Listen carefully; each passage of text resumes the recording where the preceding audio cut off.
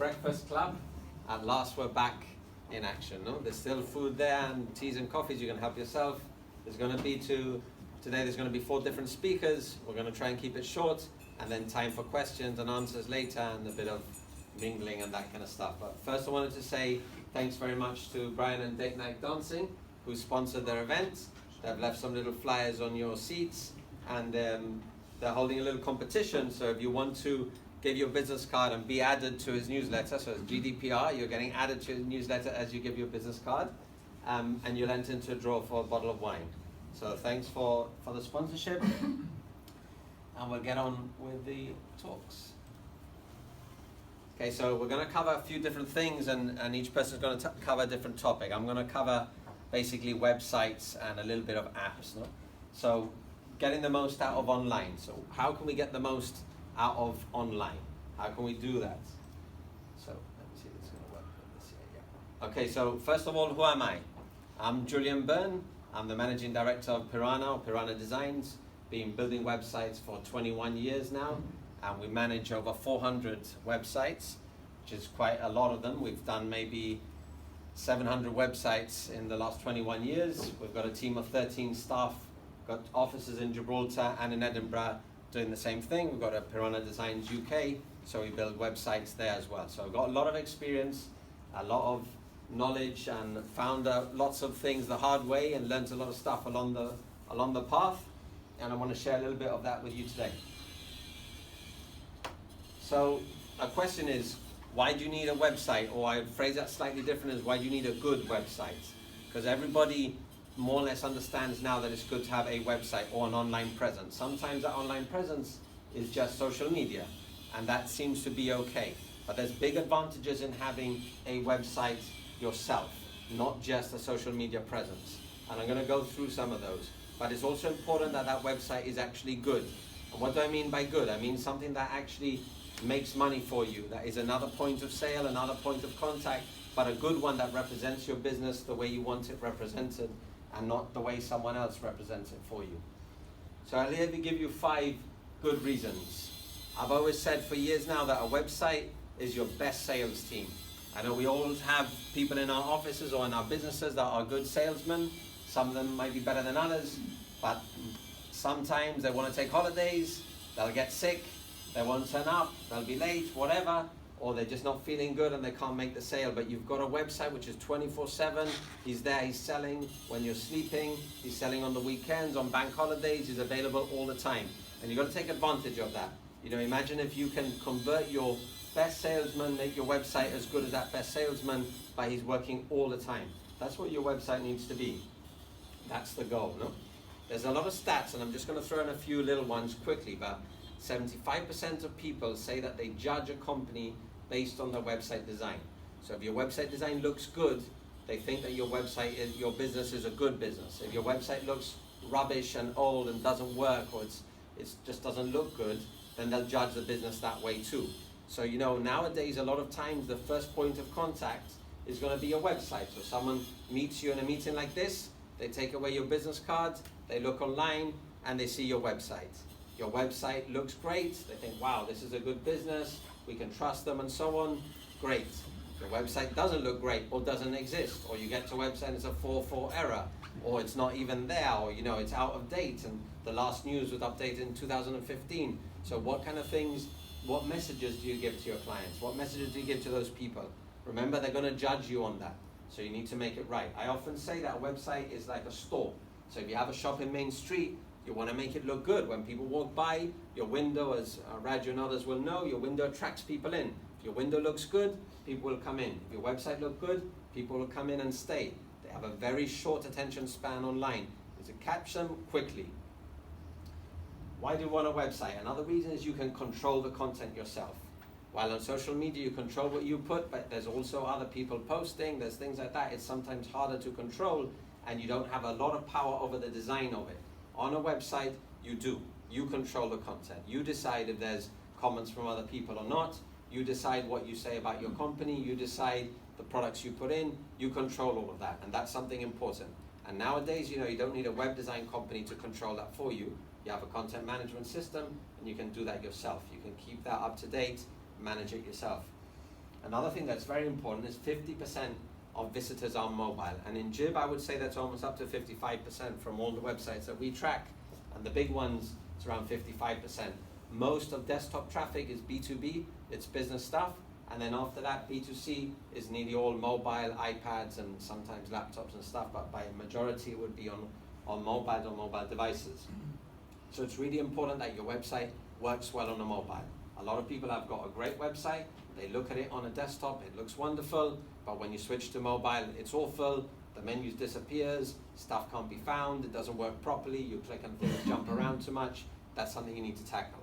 There's a lot of companies which focus now on designing mobile first, which is something that you can think about. Depends on what business you run. No?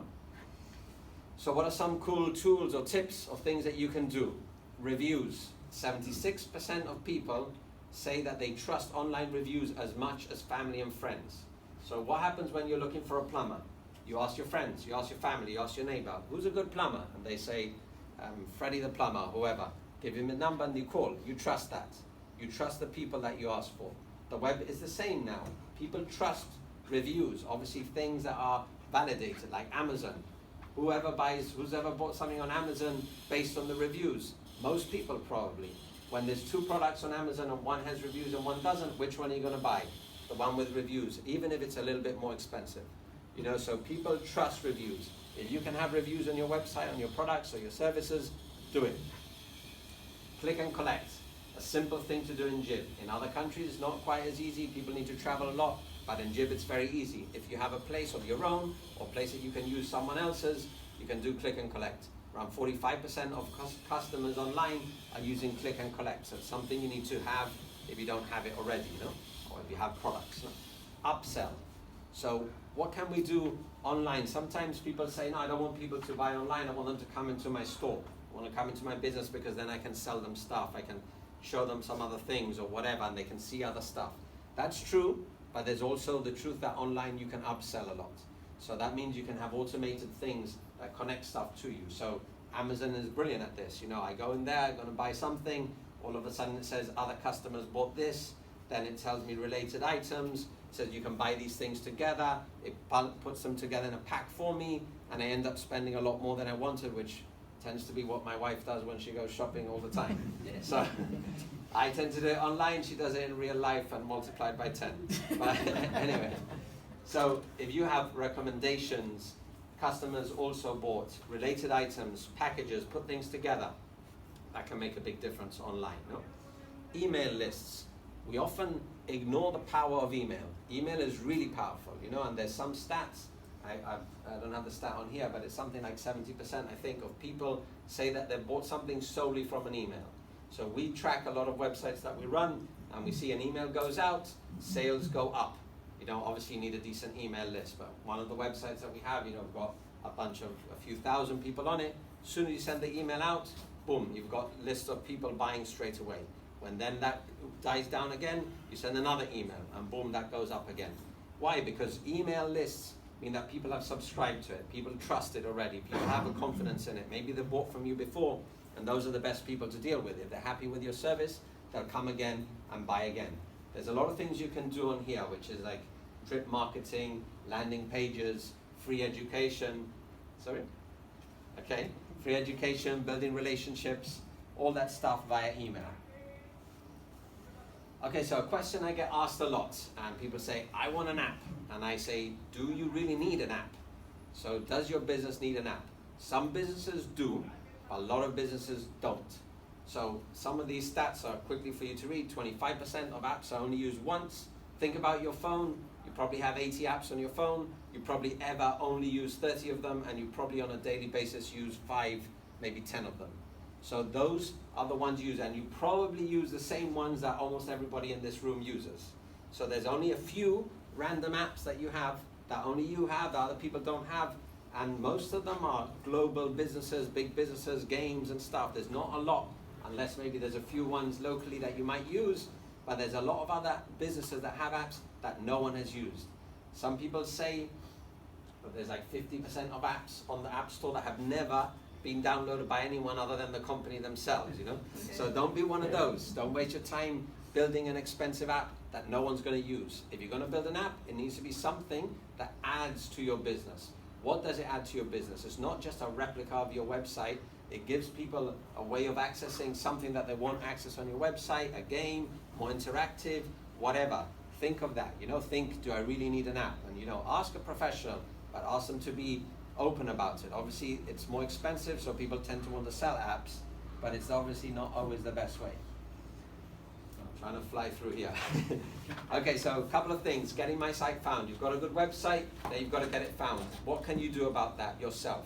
Client focus. Don't speak about yourself. Speak to customers. How can you help me? What can you do for me? Not how good I am, I'm brilliant, No, how can I help you? That's the customer talk that you need. Like when someone turns up at your shop, you don't just praise yourself. You say, how can I help you? What do you need? That's what you've got to say on your website.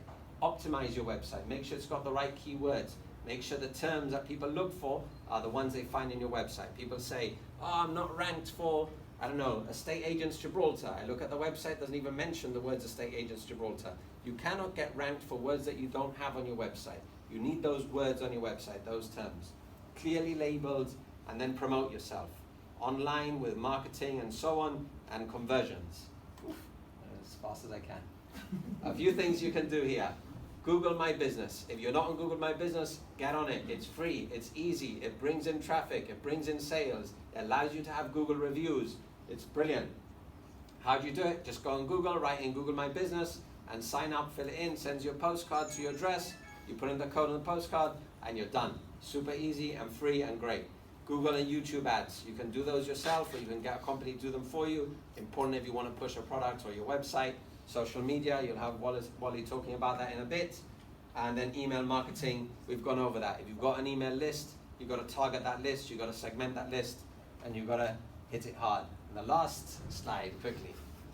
If there was one thing I would say to people on websites, and what can you do or what should you be doing, is this: improving your conversion rate. So very quickly, 100% of people visit your website, so that's 1,000 people, let's say. 43%, this is the averages around the world, 43% of people will view your product. So from 100 people, 43 people view a product. 14 people of the total will add a product to their cart, okay? 3% of people will purchase. What is the most important bit? It's this number here, 3%. If you have a 3% conversion rate, it means for every 100 people, you get 3 people buying, okay? So what you need to look at is this number. If you can increase this number to numbers that Amazon have, Amazon has an average of 10 to 15%, and on Prime, some products go up to 70%. So for every 100 people, they make 70 sales on some products. But on an average, it's 15%. If you can bunch this up, normal websites are between 1 and 3%, and big websites 10 to 15%. But if you move that number up, you don't need any more clients, you don't need any more traffic, you don't need any more of that. All you need to do is increase that number, because for every 100 people that come, the same 100 people, if you double that, you'll get double the amount of sales. You'll make double the amount of money. And all you got to do is, if you've already got a website, you've already got an app, focus on this. Do you know your conversion rate? Does anyone here actually know the conversion rate of the website? One person does, great. But if you don't know that, you should do. And you should be working on that number with a business or by yourself or looking online. There's some brilliant people which will guide you on how to do that. But that's the number that's going to make a difference in your business. Woohoo! Done. Okay. We're going to have a coffee after. Go for it. Let me slip by here without knocking all this over. Right, I'm Åke Nilsson. I'm the director of Gecko Technology Partners, and I will carry on talking about the being online, which is a very broad subject and scope, culturally. So basically I will take half a step back and look at some of the fundamentals as well. I can relate to a number of things which Julian mentioned, of course, in his presentation, and it does sort of resonate with what we do to a great extent. So what do? We are well into the Google ecosystem, actually, and we do a lot of Google products as such, based on Chrome in particular. And we basically focus on their collaboration suites and meeting solutions. So we are one of the largest partners for Google, and actually sort of operate on a global level. So amongst the clients that we do have are the likes of Twitter, Netflix, PwC, Google themselves, for instance. So when they're setting up a new office somewhere and having online collaboration, video conferencing, they basically get all the kit for the meeting rooms from us. So that's what we are. So basically what we also do is, of course, in Chrome Enterprise. So instead of using Windows, we basically focus on Chrome as an operating system. So some of the advantages that you do have with that is basically no kind of issues with monthly updates. Basically the device starts in 6 seconds or 10 seconds, regardless of the monthly updates or not. Very cost effective, and in case anything does get sort of broken or stolen or whatever, you basically get a new device set up within sort of 90 seconds and you're up and running again. And we do Google Workspace. So again, people are not necessarily fully aware of the kind of competitive landscape out there. I mean, everybody knows Microsoft, Windows, Skype, whatever, Teams. Not many people know that Chrome is an operating system, that you run Workspace instead of Office, and that you have Google Meet, which we focus on. And basically from the start, we are completely cloud-based. So everything that we do is in the cloud. We've done so from day one. Business systems, collaboration systems, essentially no documentation whatsoever. So when COVID hit, it was not an issue for us. Everybody just went home and started sort of working from home. So even though people were at home, we basically had Google Meet set up on a regular basis all day long, basically a wormhole. So it was as if people, they were still in the office and they just sort of jumped on the call. If they had a question to anyone, everybody was there. They just said, hello, I got a question, and everybody sort of jumped in, as if you were in the office. So taking half a step back, as I said, really looking at being online and sort of looking at where people are at the moment, in many instances, of course, we basically have been on-premise based. Then really in our kind of vision and view, then you need to really look at sort of making sure that you do have not so much online premise or sort of on-site premise kind of equipment as such. You basically put everything in the cloud if you can, right? I mean, it's horses for courses, obviously, right? But it's quite important to bear in mind what is actually good in terms of security, well, backups as such, if you need to do anything yourself, or looking at any kind of other kind of aspects, of course, then from being online versus being on-premise. When you're looking at moving to an online and in-cloud kind of setup as such, what I would suggest is that regardless what kind of a platform you're using, whether you're using Microsoft or Office or whether you're using Google, don't do anything really in terms of having the full-fat downloaded version on your local machine. Really, just do sort of the cloud-based. That's taking away so much stress and issues in terms of looking after any data and such. But it's a matter of making sure that, again, it suits your business as well, of course. And one of the benefits, of course, really being online is that you do a lot of online collaboration. Like, for instance, this presentation here now, I mean, we were all sitting in our own kind of premises, and we basically just put it all together in real time together, of course. Right? When being online as such, then basically this is resonating to a great extent with what Julian was saying, in terms of the kind of Google presence as well. Google Business is great. I mean, it's for free. You just set it up and you basically draw in a lot of clients from that. Also, in terms of online presence, it's really a matter of keeping things up to date, keeping it accurate. I mean, if there's anything I do not like, it's really when websites are out of date, having inaccurate information, or just showing sort of completely wrong information or dead websites, really dead links. It really drives me up the wall, and basically people there just off to another kind of supplier instead. And also looking at where we are, thanks to the kind of hard work and a great amount of luck, I suppose, we were actually requested by Google to set up operations in the US about sort of a year and a half ago. And through the work done, then about 2 months ago, we were listed as the second supplier of kit in the US. So from the past 2 months, then basically the online sales has just shot through the roof. So which is a great position to be. But it means that you need to have correct, accurate, and up-to-date information, of course, right? And then basically, if you do have that, and enable all the kind of search tags and everything as such, people, they will find you, right? Absolutely, and the business will come. Build it, and they will come. Right, and if you have any questions of any kind on these kind of topics as such, then instead of trying to sort of solve it yourself, seek advice. I mean, look at advisors and support and organizations around you or online, and make sure that you actually understand what their vested interests may be. Are they really truly agnostic? Are they trying to sell you something else on top of whatever you are looking for? As I mentioned, I mean, we are running everything on Chrome.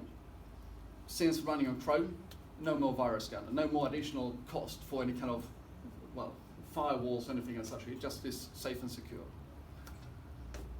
So that's basically where we are, and I've tried to keep it well within the 5 minutes to sort of give you some time back from Julian. Right.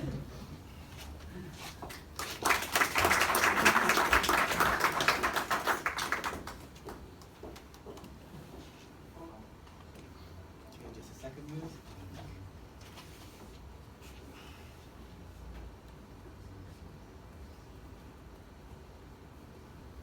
Hello everyone, my name is Wallace. Everyone knows me as Wally.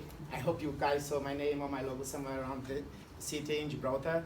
I've been running Wally Social now for almost 2 years, and I'm a sales and marketing consultant, agency specialized in social media services. And I will try to give you guys some numbers about Gibraltar, how social media is. I guess all of you having a business here somehow have been in touch with social media or would like to improve whatever you're doing so far. Yeah? So, social media is here and it is not going away. So, we all know every business that starts now, as just Julian mentioned as well, if you have a website or not, social media is a tool that is going to help you just boost whatever you have so far, and then, or just going to help you if you can also, at that moment in time, have a website to start what you're looking for, to promote yourself, promote your business, and also help you with many other different ways, which is boosting your presence online, on Google, or locally, in all aspects. And when you compare, it's here, it's not going away. When you think of like it, only 7 years ago, it's double of the amount of people across the globe like using social media, and it's just gonna grow, and it's just going on a daily basis. Yeah. So these are the questions that usually myself get when I'm going to meet a business. Any type of business, big or small, any other agencies as well. I'm lucky enough to work with other agencies as well in Gibraltar, which provide the same services. And when we discuss, they actually get the same kind of questions, okay? So do I really need to be on social media, especially in a small market like Gibraltar? Can I manage the platforms myself internally and for free? Is it difficult to set up, create, or manage the platforms? Does social media really work for all? Is hiring an agency or a specialist too expensive? So I have some great news, which are, yes, you do need to be on social media, now more than ever. For example, in Gibraltar, 54% of social browsers use social media to research products and to find something, to get some reviews, and to actually reach to a decision of buy or purchasing or doing something within locally or even outside Gibraltar. Yes? Yes, it is possible. Most platforms are very user-friendly, and there are plenty of free tools available for you. So if you cannot right now hire an agency, hire a specialist, it is quite self-explanatory to actually start a social media and to have even a Facebook, which, let's put it, is the most popular in Gibraltar, which is really the one that performs better here. Everyone knows there are the groups, Speak Freely, for example, Buy and Sell, and all others. Yes? So no, it is not difficult. Most platforms are self-explanatory, and some will even guide you through your creating process. So some of the social media channels, for example, if you don't really have an idea coming up, so you can actually, there are, for example, Hootsuite, which is not really a social media platform, but help you with the scheduling and help you how to guide you through to promote and schedule something, to create some content and some design. So, and also YouTube has the studio creator within the platform as well. So all of them is very easy to use. Again, we're gonna get to the point I wanna say soon. Yes, social media does work for a fact. For example, 62% of Gibraltar's population are online, at least on Facebook. Yes, but then we have like Instagram, we have Pinterest, we have LinkedIn, and other platforms, which all of them combined together will not just help you promote your business on the social media, on the profile for engagement, but also work together with Google to boost you in the search engines. Yes, no, not at all. In today's days, especially in Gibraltar, you can find amazing agencies and specialists which are affordable, efficient, effective, and they are ready to help tailor, draft a plan or a strategy for all types of businesses, budgets, goals. So we've noticed that when someone like a business is looking, obviously we all have budgets, we're starting, we are not sure how much money we're going to put into it. Can we do it ourselves? Can we do it internally? Yes, there is so many ways you can do. For example, Wally Social and also all the agencies here in Gibraltar, they will work based on the budgets you have. This is the budget I have, so we're going to be honest with you. This is what you can actually achieve with the budget you have. Starting small, starting slow is better than not starting at all. So that's what I always say. So start small, say the budget, be very honest, ask what you can achieve. Obviously, let's be realistic and let's not just expect what is not possible, but start, and it's definitely going to help you. However, as everything has a however and a but, that's why as agencies and specialists we come along. It takes time, it is time consuming, it keeps changing almost on a daily basis sometimes, and there are specific best practices to follow so you can achieve better results. So why do we agencies come along if that is so easy to do, everyone can do that, so many free tools? We as business owners and you guys as business owners, you want to make sure that you're going to spend the time on things that matter.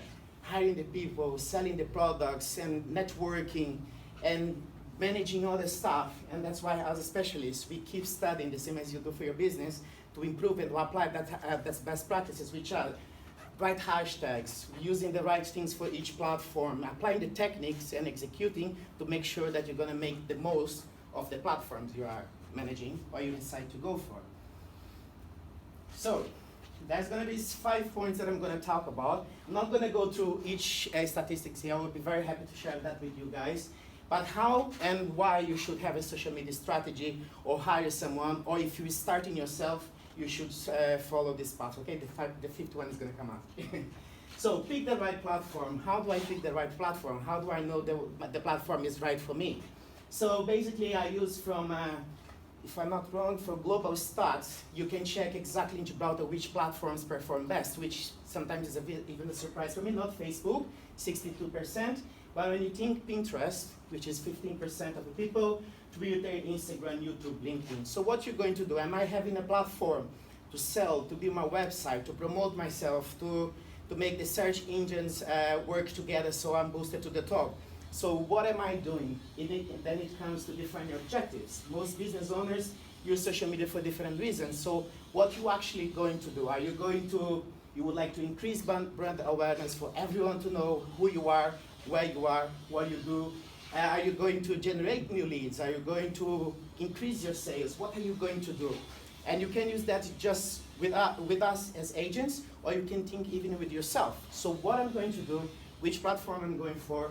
So just say, okay, I'm going to go for Facebook. I want to do brand awareness. Next month, my next strategy is going to be something else. Just have that in mind and it's going to work for you, yes?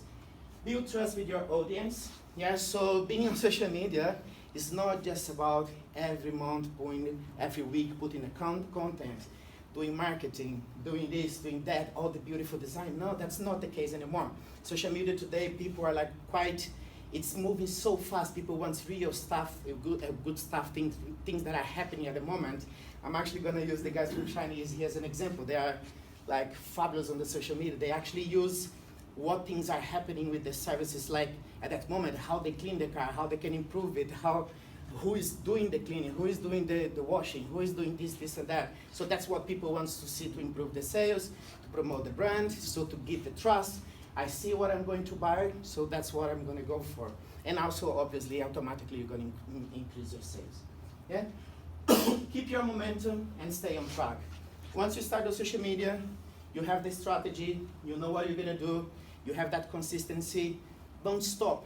A lot of business owners, they want to rush.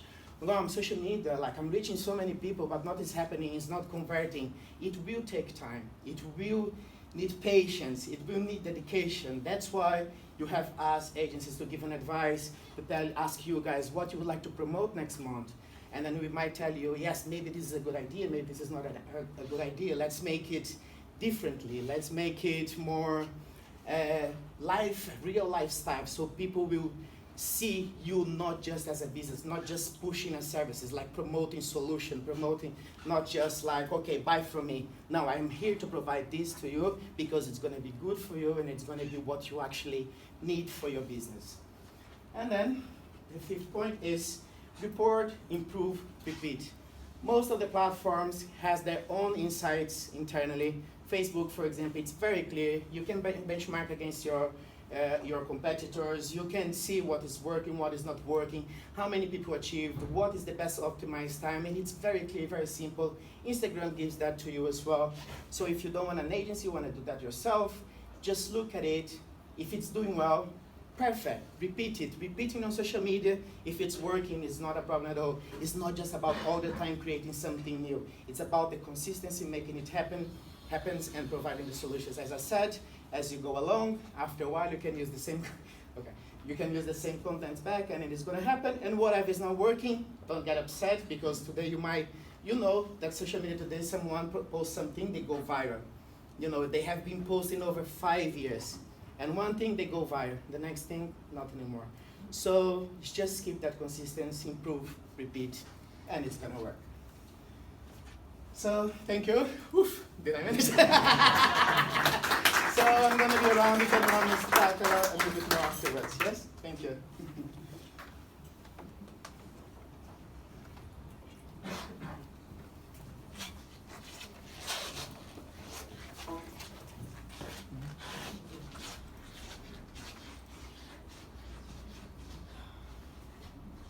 Okay, hi. My name's Blythe, and one of my projects is Shopping. So I am all about activity-led tourism and activities for us to stay in Gibraltar and spend in Gibraltar. So in fact, the bid, is doing a lot of that as well, trying to keep us here, trying to make us spend here rather than leach our hard-earned money into Spain, for example, to the nearby economies. Right? So Shopping is a marketplace. It is a marketplace where all businesses can be listed, and the idea of a marketplace is for all our businesses to be be it services or be it retail, to be able to sell ourselves to the public. Why? Because we want convenience. Here's the UK. The UK is already wanting to tax, online sales. Why? Because during the pandemic, especially, they've seen that online sales have shot up. In fact, some of us were alive when the internet didn't even exist. So look where we are now. People are on this little gadget buying services, buying products. In fact, we don't even try them on anymore. We just buy clothes, buy food, buy anything. So this is where we are now. Amazon, obviously, eBay's, we've got a lot of them out there now, and what we needed to do, I feel, and we've been advocating this for about 4 years now, is we needed something for Gibraltar. Why? Because we want to keep people here. People are buying online, but they're buying from outside Gibraltar, when for all intents and purposes, they could be here. So why do people buy out of Gibraltar? Lack of information. So I walked past the store 1 million times. How many times have you walked past many of the stores in Main Street and I've never been in there? You don't really know. You just see the store front. So they're selling, I don't know, napkins and whatnot. Right, well, because I've gone into all these stores, I've actually seen, I thought, right at the end of the store, I'm thinking, I didn't know you sold that. But this is because of lack of information, lack of time. We're all busy to do nothing. This is what people are doing. They're running home to be on their mobiles, to watch Netflix, to basically do nothing. And in fact, a lot of people are shopping at around 10 o'clock at night. Is your store open? Is your business open at 10 o'clock at night? Julian hit the nail on the head. Your website is selling your business 24/7, right? The only problem is that I have to go to your website, and I have to go to your website, I have to go to your website, I have to go to your website, because we compare. Maybe there is a lack of variety. Maybe we're buying stuff out of Gibraltar because we have a lack of variety. Now, with what we have done with Gibraltar Shopping is we can tell you what people are searching for and are finding, but also not finding. I'll tell you that in a minute. But also convenience. I just click, bang, bang, bang, and then I just go collect it, or now have it delivered by the post office at home. I don't need to go anywhere. I'm busy, I've got the kids to take to school and all the rest of it. And of course, price difference. Now, price difference. I went to a store the other day, and Satyam, the beginning or the end of Main Street, forget these days, and he was selling pen drives, and I thought, I never knew you sold pen drives. I went all the way to another store, to Netgear, spent an hour and a half getting there on my moped, parking it, buying. I said, for £1 difference, I would have preferred paying your extra pound for this pen drive rather than spend an hour and a half trying to get it, going to the other store on the other side of Gibraltar. So again, price difference sometimes is not a breaking point. But visitors, what are visitors? Why does everybody walk up and down? In fact, this is a comment from the taxi drivers. They are on the street all the time. So all we see is Ramson's bags. So what is Gibraltar selling? Are we just selling the tobacco and the alcohol? Why? Potentially because visitors have a lack of information. They don't know what we have on offer. They cannot go into every single store. They've got 6 hours in Gibraltar. I cannot go into every single store and see what you have on offer. I cannot go into every business and potentially, maybe there is a service here that I can tap into. Tax advantages, things like that, I don't know. There's stuff that we can sell that visitors might want. And what do you do when you're planning your holiday?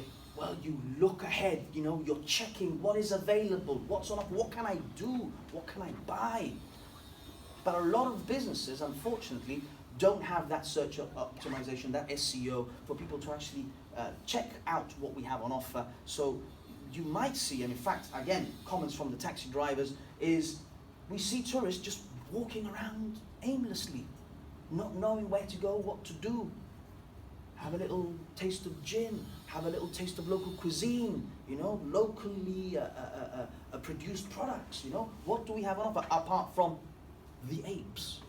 That's it really, that's the rock and the apes. That's what we always hear, isn't it? So that's what we do when we plan our holiday. We see what is on offer and we find things to do. When we find things to do, we stay longer. We stay longer, we spend more. But that's the aim of the bid, in fact. It's to keep you in the main street, I'm going to say in town. That means at some point you're going to get thirsty, you're going to need to drink. You're going to get hungry, you're going to need to eat. And along the way I'm going to see things and I'm going to say, well, I don't really need this, but I'm going to buy it. And Gibraltar needs an easy way of telling people what we have on offer. And apparently we have 49 years of things to do. Apparently. I'm sure you heard it. Okay. But do we? Or do we all escape into Spain to do things? So this is what I keep advocating, uniqueness of products and things to do.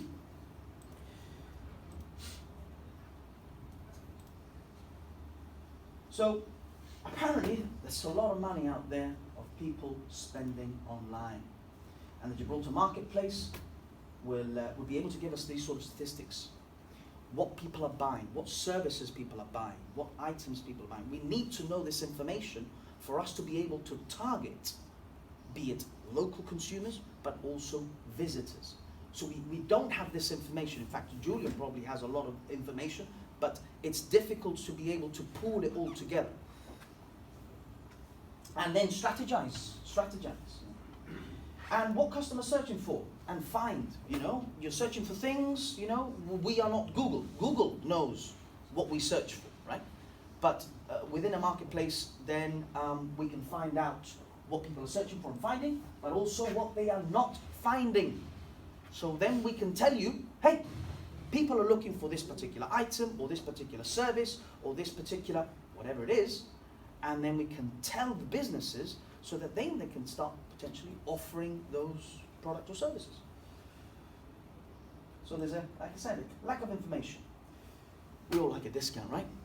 So what we're aiming to do, in fact, is to try and put all of discounts, be it for services and products, in one place. Make it easy to find. Why? Because we all like a discount, but of course, the only way you can offer a discount is by putting your sales signs on your stores and all the rest of it. And usually it's to try and bring people in. So qualified leads, that's what we want. We want people who are interested in what we do, and of course, providing a discount is the way forward. The only thing is that sometimes, and a lot of retailers will tell you, they have a lot of dead stock, things that they were never able to sell. Well, nowadays they call it vintage. But of course, you can't put the old tatty box, but you can, for all intents and purposes, list that sort of stuff and get it sold.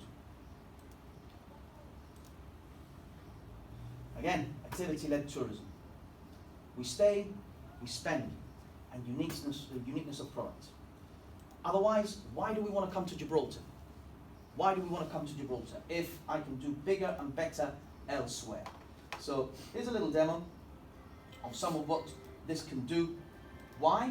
Because we want these sorts of facilities. I want to sit at home and software can provide this sort of thing, where we can use virtual mirrors, where for all intents and purposes, your business can sell themselves doing, with the software available. So, how difficult is it to try on a pair of sunglasses, a pair of reading glasses, without actually having to go to the store and try them on? But this is what people are doing at 10 o'clock at night.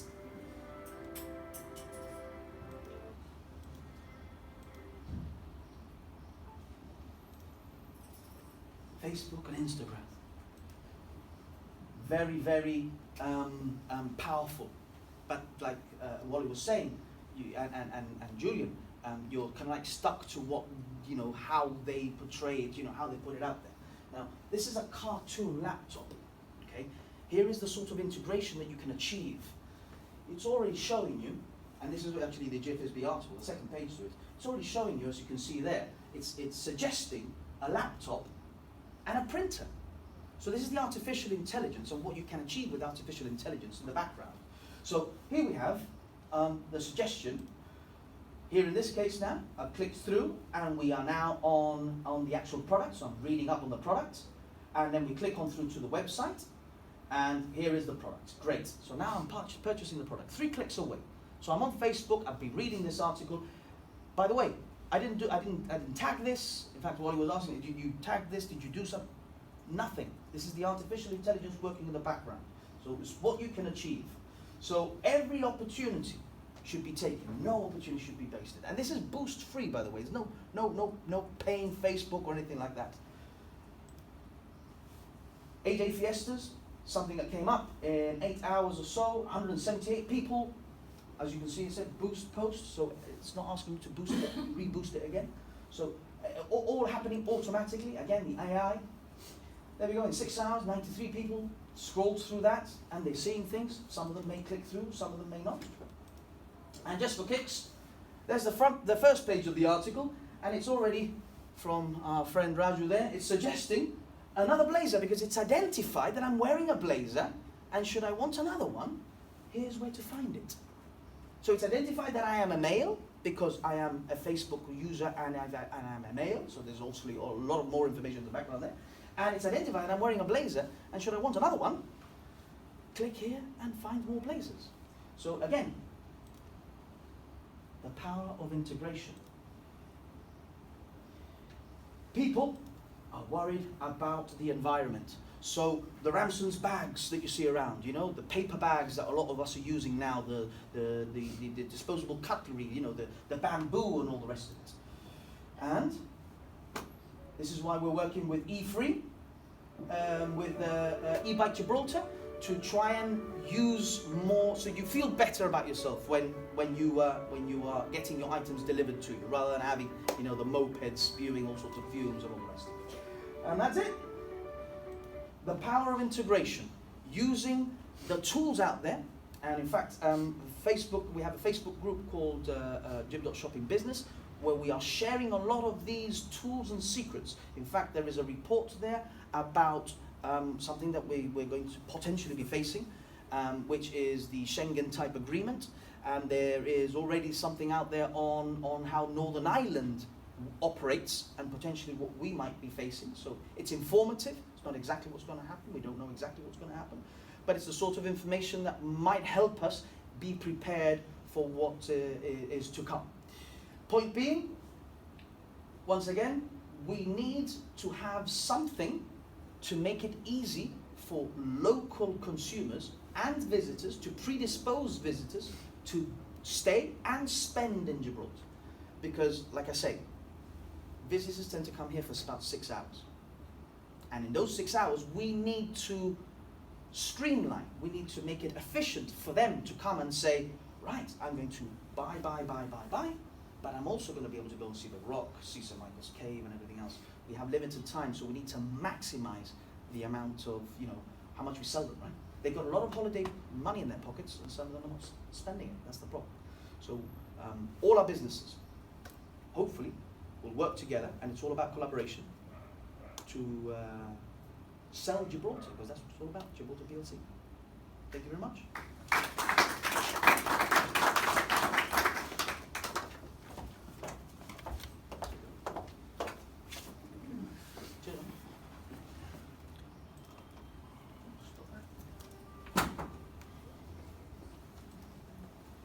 Just before we have a bit of time from our sponsor, just wanted to open it up for questions. I don't know if all you four want to come to the front and anybody has any questions for our speakers on any particular area. They didn't have much time to talk on their particular areas, so if you have any questions, please put up your hands and try not to blind them with the screen. Any questions for Brian?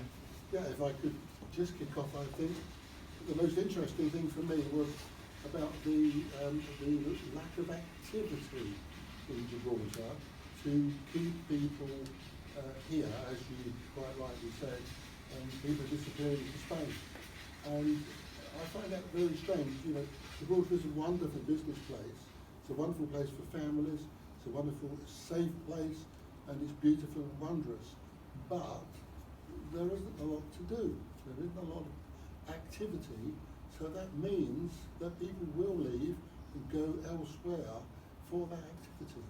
So may I ask any of the speakers, what could be done about increasing activity and keeping people here and spending their money here and not anywhere else? Can I answer that? Is that it's a good question, but it's not very relevant to the online topic. So I understand it. It's another topic that we cover in another situation with the right people, which is the tourist-related businesses who can answer that question. But yes, there's definitely stuff that can be done. But we try and keep it up with regards to getting the most out of online. But yeah, it's definitely something that's been considered before. His activity is an online activity, and I applaud it. And I applaud it. Like I said before, but yeah, it's about giving people things to do. We've also got a few pamphlets there of the bids, which deals with that as well. So if you're interested in the bid, we've had and we'll have it again probably. We've had a breakfast club with the tourist-related businesses and asked those questions. No, so if you want to do that again, we could do it. Would be interesting. But yeah, it's an ongoing difficult situation. And be on social media. Be on social media. Any other questions? Joe? Sorry. Okay, well, I spent quite a bit of money last year on my website and SEO and all of that, and I was kind of persuaded into doing it because a lot of my business has either come in Gibraltar through personal recommendation, direct marketing, or mainly through Facebook. Yeah. And I'm just wondering if that's kind of for other businesses here and for you guys that have the experience, for those that offer services rather than products, are you also finding that most of your business is coming through social media? So that's where you should invest your effort rather than the website, which obviously has to be current, I get that. Sure. But still, the traffic's coming in Gibraltar from social media, and that's what I find. I think it's a combination of both. No? You need to work hard on your social media, but when someone comes to your website, you need to convert that traffic.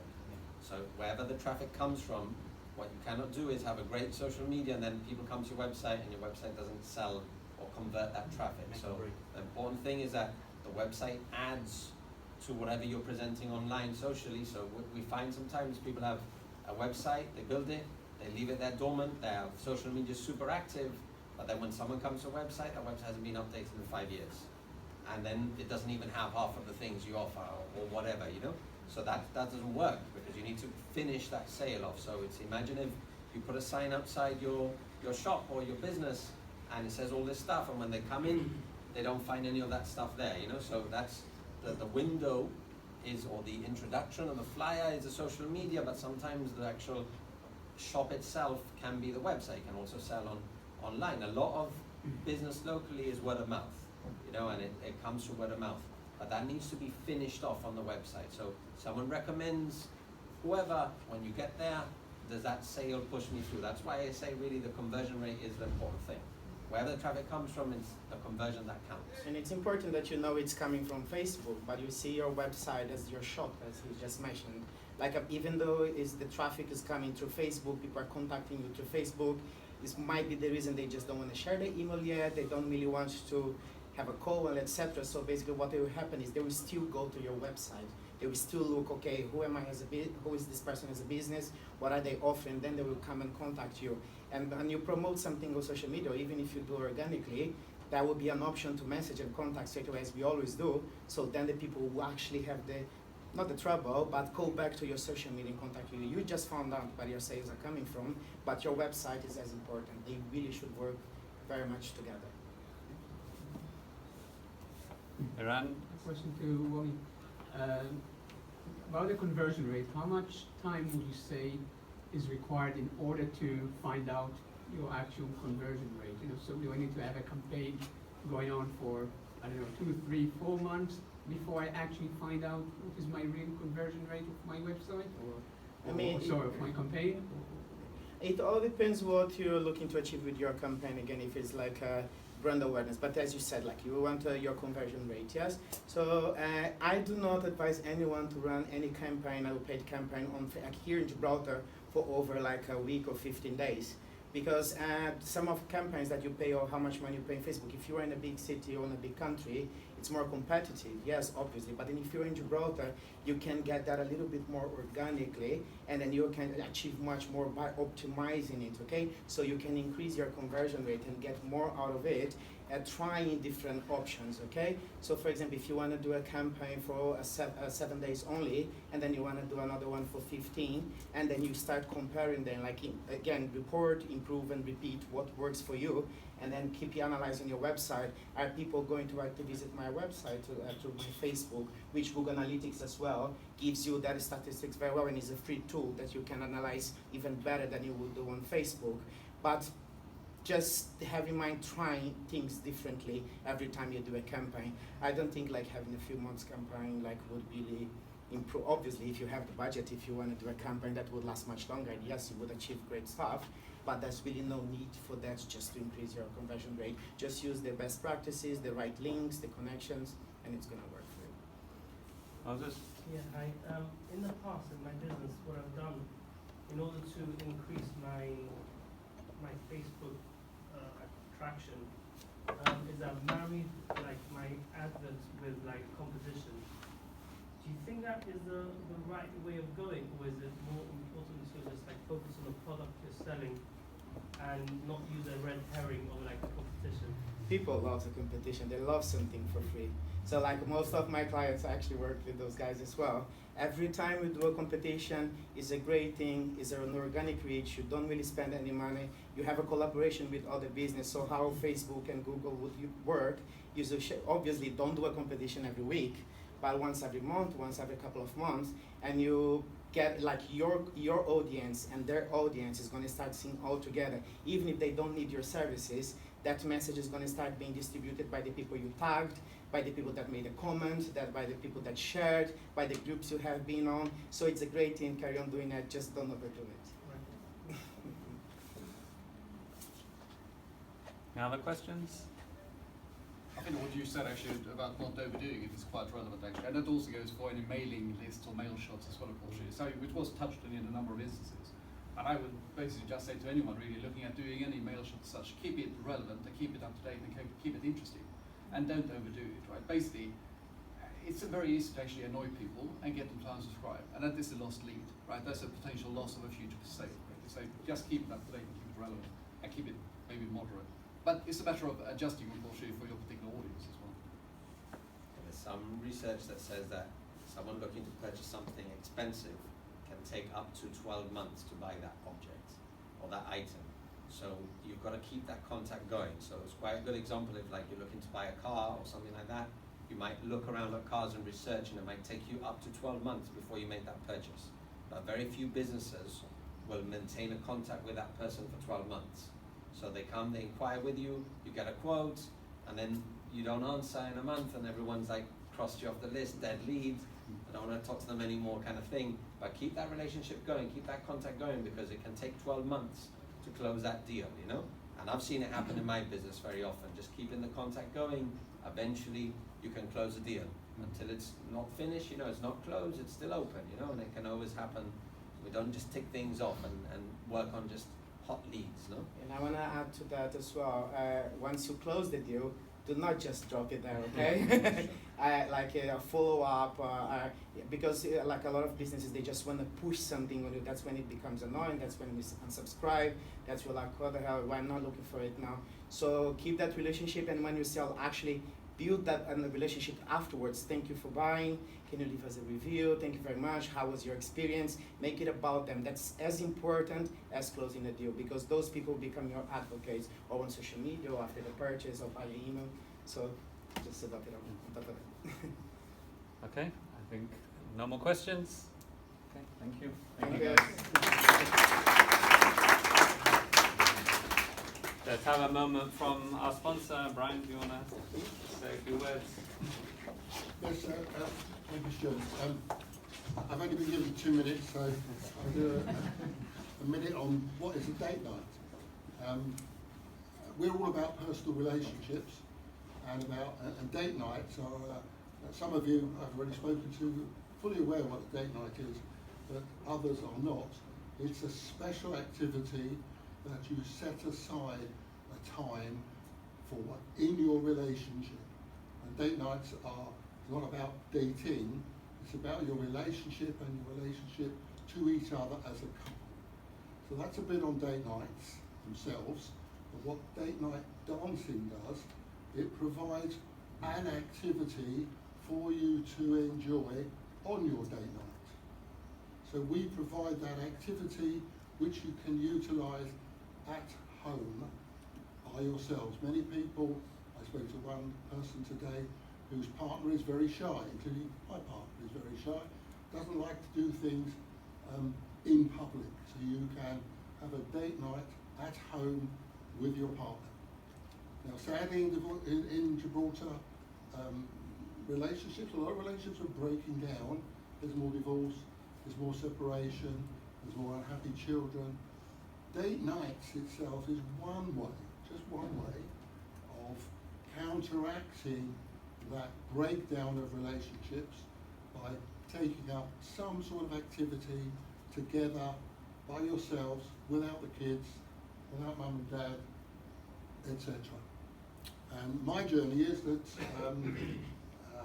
March last year, I only did things face to face. We had a little old school has gone from dusk to zest to Hall of Fame, and it was all face-to-face dance teaching. I'm now 100% online. We don't do anything offline. Everything is online, at home. You can pick it up wherever you are. So, if you'd like to leave your business card, we do have a little drawer at the end. Oh, Anyone else wants to get in the drawer? we have a drawer for a bottle of wine. Do we have a business card? It does mean I will probably send you a little email afterwards, if you don't mind. But that email will be offering you a free dance course. And there's no obligation, there's no commitment, there's nothing. It's just your email, we'll send you the free course, see if you like it, and I welcome any feedback. Thank you very much. And You want to pick one? oh, okay. No, not my good lady today. Who's that? Oh, it's me.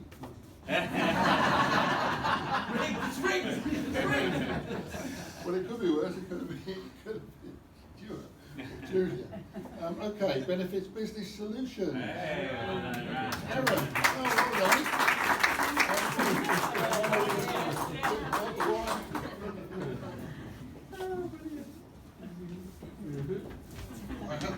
This is my exercise for today. Thank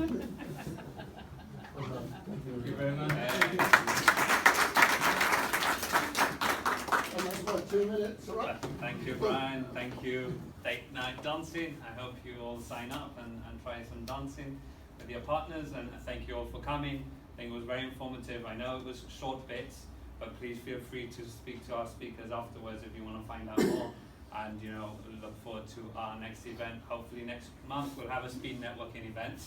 So look out for that. Keep in touch with our emails. If you're not receiving our emails, please let me know. Maybe we've got your wrong email address or whatever, but also we put most of our stuff on social media. But yeah, keep in contact with us and come to our events. So thank you. Feel free to help yourselves to some more food and drink. Thank you.